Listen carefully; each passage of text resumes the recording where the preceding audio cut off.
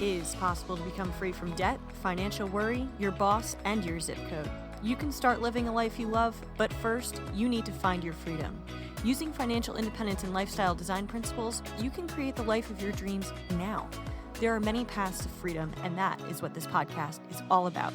My name is Becky from 20free.co, and I am the host of the Find Your Freedom podcast.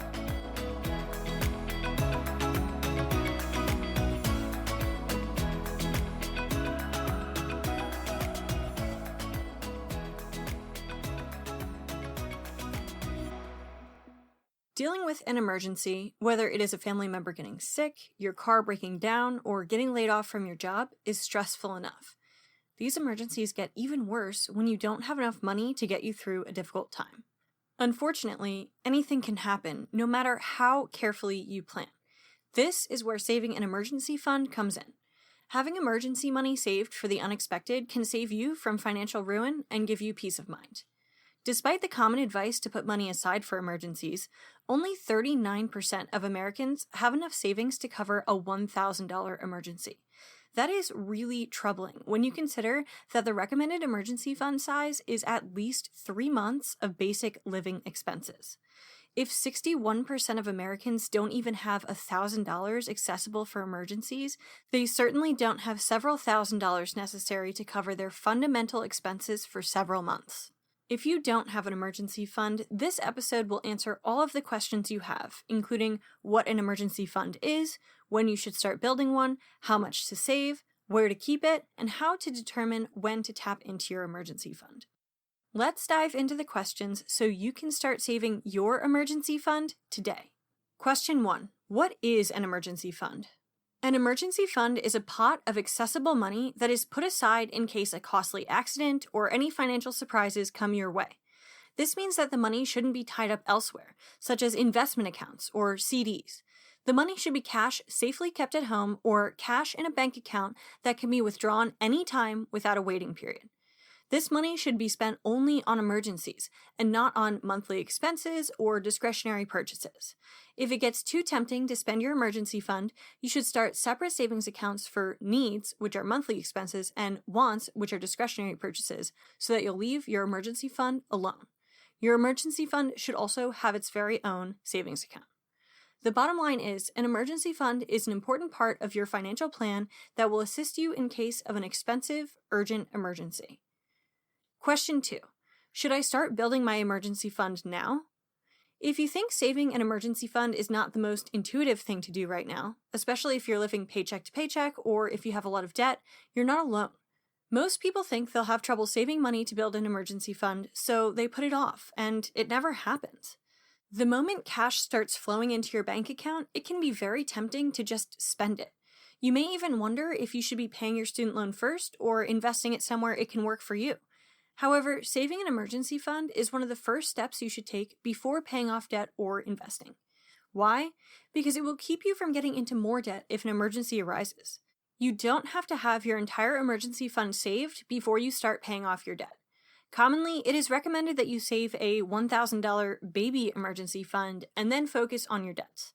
Once you have reduced your debts and therefore opened up more cash flow because you have fewer minimum payments, you can continue saving your full emergency fund. Only after the emergency fund is saved should you start investing. Not convinced? In addition to financial stability, there are other benefits you get from having an emergency fund. An emergency fund will give you peace of mind that your future self will thank you for.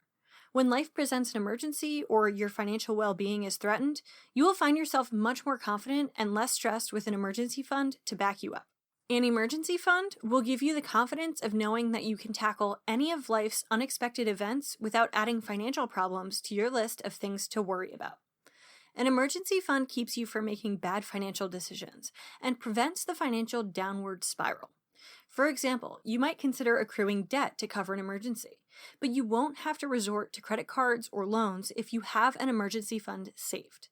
The bottom line is, yes, you should start right now. Save a $1,000 emergency fund, then focus on paying down debt. When your debt is manageable and you've freed up some cash flow, continue saving your full emergency fund while paying off debt. Finally, once the entire emergency fund is saved, you can start investing. Question 3. How much should I save? To calculate how much money you should have in your emergency fund, you need to begin by looking at your monthly fixed costs for your necessary expenses, which include housing expenses such as monthly rent, property taxes, insurance, and mortgage payment, food such as groceries but not including discretionary restaurant spending, transportation expenses, specifically what it costs you to get to work, because in most emergencies, you will still need transport to work or you will have even more financial stress. Utilities such as electric, water, gas, and other bills like internet. No, Netflix and cable do not count. Insurance such as life, medical, dental, or disability insurance. If you lose your job, you should be able to pay for these things until you can find a new job. Debt like student loans, credit cards, or any other personal loans you may have. When an emergency arises, the last thing you want is your credit score taking a hit if you aren't able to pay the minimum on your debt each month. The rule of thumb is that your emergency fund should consist of at least 3 months of your living expenses. For instance, if you're paying $3,000 every month to cover your basic needs, then you should set aside a minimum of $9,000 in your emergency fund. However, if there are family members dependent on you, then your emergency fund should be at least 6 months of your living expenses. If you want to be extra safe, you could keep as much money in your emergency fund as you want. This can be 12 months of living expenses or even more. The bottom line is save 3 to 6 months of basic living expenses depending on your personal situation. Question 4. What if I can't save that much? If you feel like saving 3 to 6 months of basic expenses is impossible, I have 4 pieces of advice for you. 1. Start small. You can start by saving as little as $85 every month, which will add up to your baby emergency fund of $1,000 over the course of a year. However, that is the bare minimum. Do your best to save up for at least a month's worth of expenses, which for most people is a couple $1,000s. Make it a goal to have a month's worth of expenses saved 12 months from now. Then you can move on to 2 months, and so forth. Don't get discouraged by looking at the final goal number and thinking it's too large to reach. Break it down into smaller steps and just get started. 2. Automate. Start by making saving a priority through automatic paycheck deductions into a savings account that is specifically earmarked as your emergency fund. It is important that the emergency fund is saved in a distinct location, so it's not spent on anything besides emergencies. Automation helps you pay yourself first so that you don't have to make a conscious effort to put money aside. It just happens. 3. Prioritize. You can also try treating your emergency fund as one of your fixed cost bills. Take depositing your savings each month as seriously as paying your electric bill. Remember, saving an emergency fund should be one of your highest money priorities. This might mean that you cut out some unnecessary or discretionary spending in order to be able to contribute to your emergency fund for a year. 4. Earn more. You could take a temporary side job in order to earn extra money. Then, have every paycheck from that job funnel into your emergency fund. You could quit the job once you've saved an amount equal to your 3 or 6 month expenses. If you took a side job that paid $15 per hour and you worked 20 extra hours a week, it would take you about 9 months to save a $9,000 emergency fund, considering taxes. If you sold stuff you owned or provided a skilled service at a higher rate, you could save this money even faster. The bottom line is, it's okay to start small. Just be sure to start. Automate your savings to a specific emergency fund account, prioritize the saving, and find ways to earn extra money to save. Question 5. Where should I keep my emergency fund? Although it's good to keep your emergency fund in a place where it's easily accessible, it may not be the best idea to keep all of it in cash at home. If you want a portion of it in cash for emergencies, put it in a fireproof safe. You should keep your emergency fund anywhere that doesn't tempt you to withdraw or spend it and is also easily accessible. One place that meets both of these criteria, easy accessibility without the temptation to spend, is a savings account that is linked to a checking account. Often, you can't withdraw money directly from a savings account. You have to first transfer it to a checking account. Make sure that the savings account and the checking account are at the same bank, as this will mean same day, if not instantaneous, transfers. Having the transfer as a barrier to easy withdrawal makes you stop and think, is this really an emergency? But having the same-day transfers ensures that you can quickly access the money at a moment's notice in case of emergency.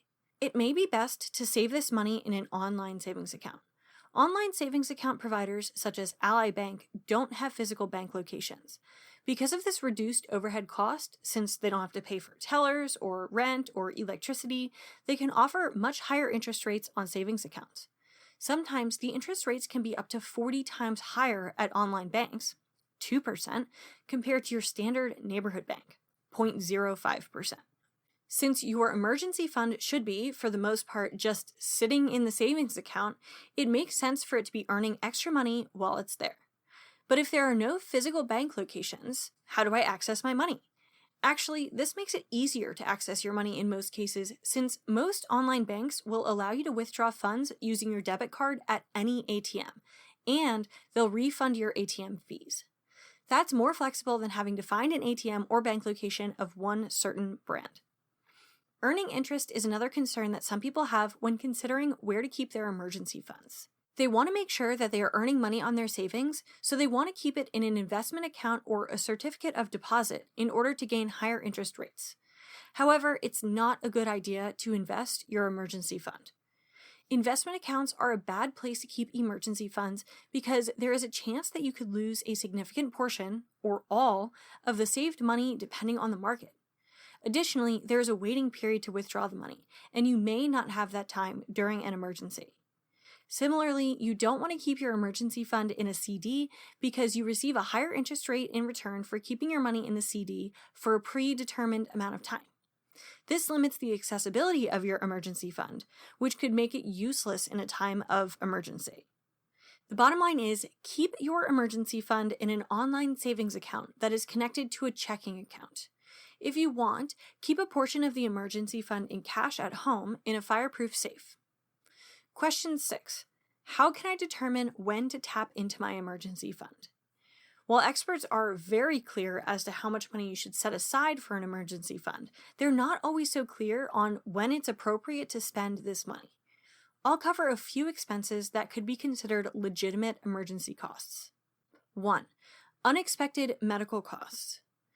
A medical crisis, along with the hospital bills that come with it, is one of the most legitimate situations where you would use your emergency fund. Of course, you want to make sure to use your insurance if possible, and reimburse your expenses from a health savings account or flexible spending account if you have one. 2. Expenses after losing your job. Without an income, of course, you may have no choice but to withdraw from your emergency fund. If you can't find temporary employment or full-time employment quickly, you will still need to pay your bills, and that's what the fund is for. Be sure to immediately cut out any unnecessary expenses to make sure your emergency fund can last as long as possible. Also, make sure to replenish the fund once your period of unemployment comes to an end, and take what you learned about how much you have saved to adjust the amount in it if you need to. 3. Urgent car or home repairs.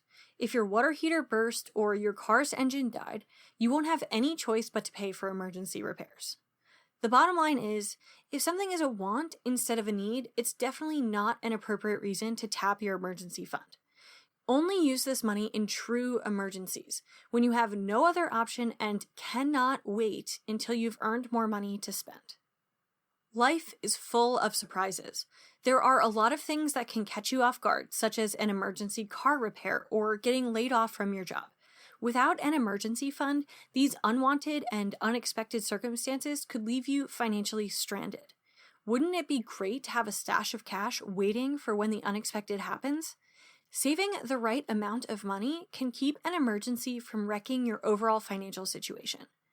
Emergency funds are also opportunity funds. Opportunity comes in having flexibility and room to breathe when a financial disaster hits. Instead of responding to an emergency haphazardly with poor financial decisions, you could step back and make a better choice because you have the freedom provided by a cash cushion. Imagine being laid off just as you were considering starting your own business. You could live off of your emergency fund while you got that business off the ground instead of jumping to accept the first job offer, even a bad one, as soon as you got it. Financial peace of mind and flexibility are two of the major benefits of saving an emergency fund. So start yours today. To check out the show notes for this episode, go to 20free.co/episode 29. That's the word 20, free.co/episode 29. Do you want to finally feel good about your finances and have a stress-free plan to create a life you love? It's time for you to reach your biggest money goals, like paying off debt, building up savings, and using your money to create your ideal life. As a money coach, I will help you gain clarity about what freedom looks like for you, develop a strategy to get there, and overcome your money roadblocks on the path to financial and lifestyle freedom. Let's hop on the phone. During our free 15-minute coaching call, we're going to develop a vision for your ideal life and how your finances fit in. Not only are you going to get massive clarity, you're also going to get a free spending plan spreadsheet just for booking the call. Visit 20free.co/moneycoaching to get your free money coaching call and budget spreadsheet right now. That's the word 20, free.co/moneycoaching. If you enjoyed today's episode, make sure you're subscribed to the Find Your Freedom podcast on whatever app you're using to listen to this episode. Do me a favor and also leave a rating and review on Apple Podcasts. Go to 20free.co/iTunes to be redirected to the page on Apple Podcasts where you can leave your rating and review. I really appreciate it. If you think this episode would help someone you know, please share it with a friend. Thank you so much for tuning in to this episode of the Find Your Freedom podcast. My name is Becky. You can connect with me on Instagram and Twitter at 20freeco and sign up for free resources and email updates at www.20free.co. That's the word 20, free.co. I'll talk to you next week on another episode of the Find Your Freedom podcast.